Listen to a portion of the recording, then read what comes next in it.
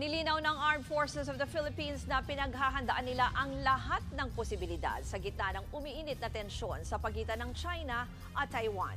Ayon kay AFP spokesperson Colonel Francel Padilla, patuloy ang koordinasyon nila sa iba't ibang ahensya at handa raw silang gawin ang kanilang tungkulin.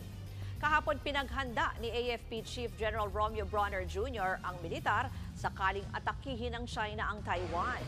Hindi bababa sa 10 barkong pangdigma ang idineploy ng China sa palibot ng Taiwan. May Chinese aircraft carrier ding ipinadala.